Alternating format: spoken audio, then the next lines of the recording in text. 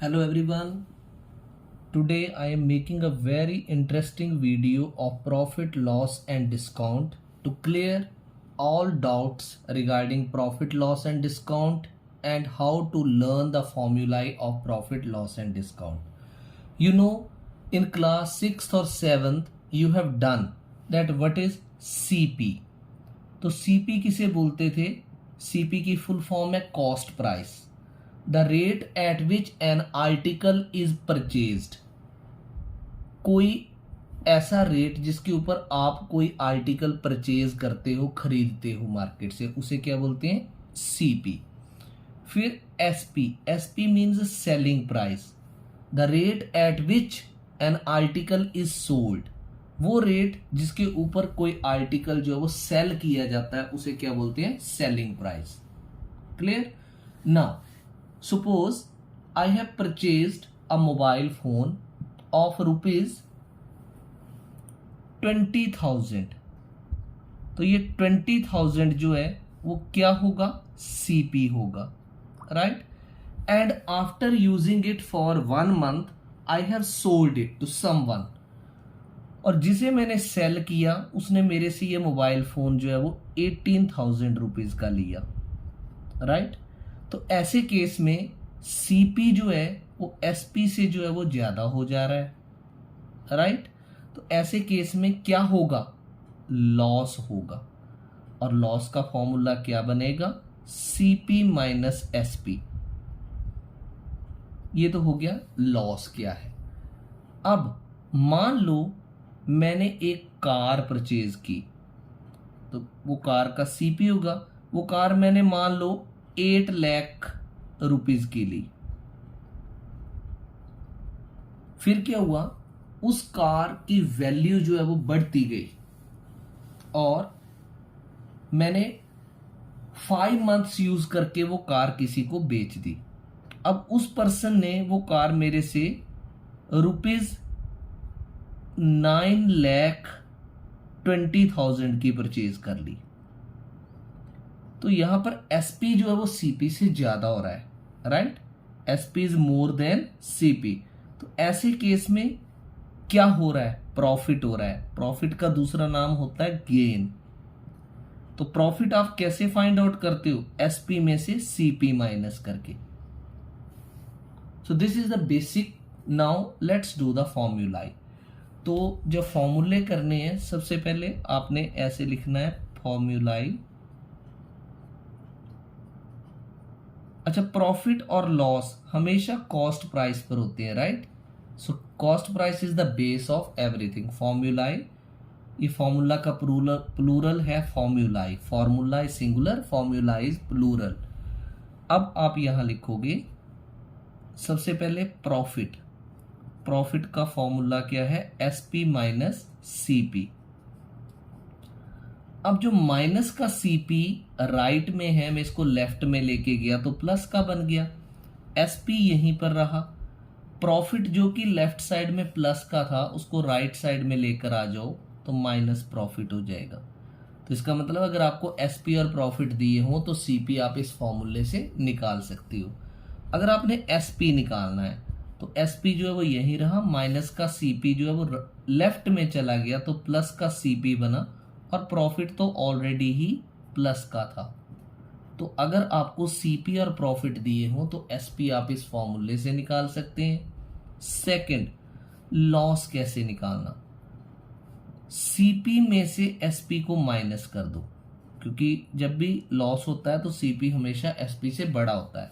अब minus SP को left में ले जाओ तो SP is equal to CP will remain here, plus का लॉस राइट में आएगा माइनस लॉस। और अगर आपने सीपी फाइंड आउट करना हो तो माइनस का एसपी लेफ्ट में गया, एसपी, और लॉस तो ऑलरेडी प्लस का है तो लॉस, राइट? अब प्रॉफिट परसेंट का फॉर्मूला क्या होगा?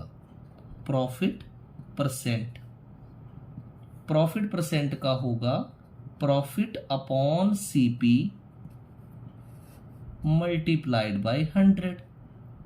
तो इसका मतलब प्रॉफिट और लॉस हमेशा जो है वो कॉस्ट प्राइस के ऊपर होते हैं। फोर्थ, लॉस परसेंट का फॉर्मूला क्या होगा? लॉस परसेंट का होगा loss upon CP into 100, right.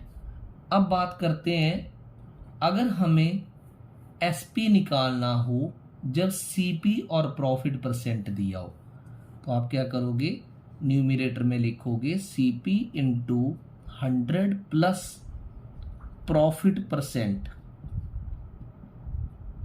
Bracket के अंदर, और पूरे का ओवर जो है वो 100 कर दोगे ऐसे। So CP into 100 plus profit percent upon 100।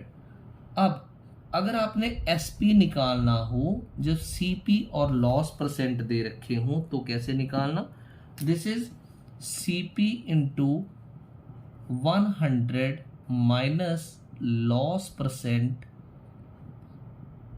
Upon 100, right. तो ये फॉर्मूला एसपी का हो गया। अब अगर आपने सीपी निकालना है, सीपी, और आपको एसपी और प्रॉफिट परसेंट दिए, राइट, तो आपने क्या लगाना formula, SP into 100 upon 100 plus profit percent, SP into 100 upon 100 plus profit percent. अब आपको फिर से सीपी निकालना है जैसे, तो सीपी में एसपी और लॉस परसेंट दिए हो जैसे, राइट, तो आप लिखोगे CP is equal to SP into 100 upon 100 minus loss percent. तो ये भी फॉर्मूला किसका है, सीपी का। अब एसपी और सीपी के फॉर्मूले हो गए। अब करते हैं बात डिस्काउंट की, राइट।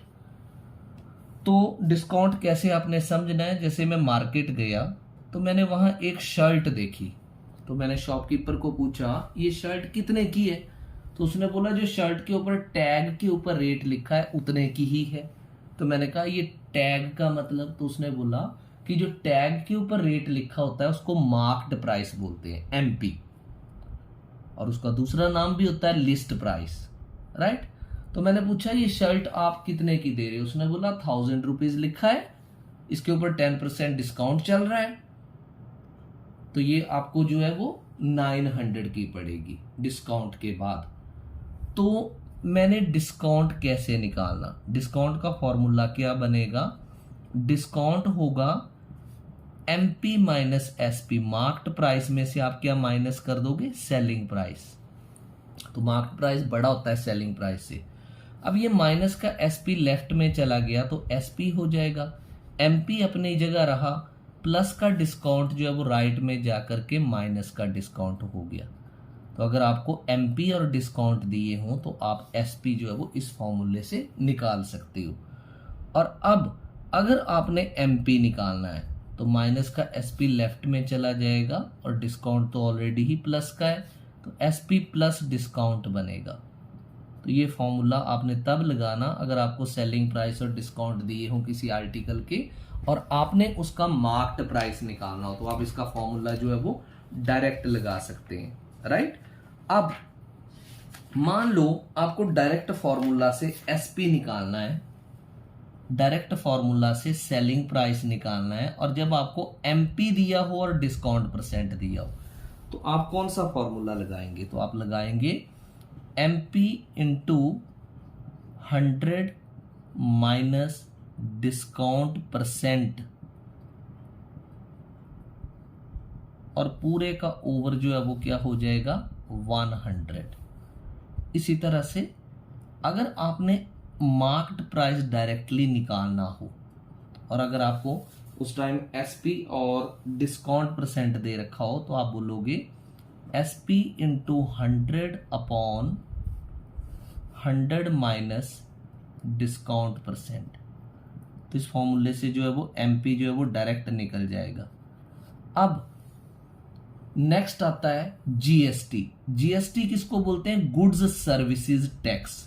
जो गवर्नमेंट जो है वो आप जिस चीज को परचेज करते हो उसके ऊपर एक टैक्स लगाती है, उसको बोलते हैं गुड्स सर्विसेज टैक्स। तो आप अमाउंट ऑफ जीएसटी कैसे निकालेंगे, अमाउंट ऑफ जीएसटी, तो ये इसके लिए आपने फॉर्मूला लगाना GST percentage upon 100 into CP. इससे आपका जीएसटी का अमाउंट निकलेगा, राइट। और जीएसटी हमेशा कॉस्ट प्राइस के ऊपर लगती है, तो हम लिखेंगे GST is always charge on CP of an article.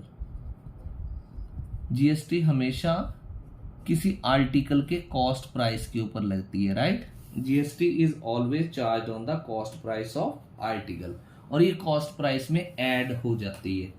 अब जीएसटी के बारे में आपने थोड़ा सा डिटेल में देखना हो कि जीएसटी क्या होती है, सीजीएसटी क्या होती है, तो आपको मैं थोड़ा सा रीड करवा देता हूं।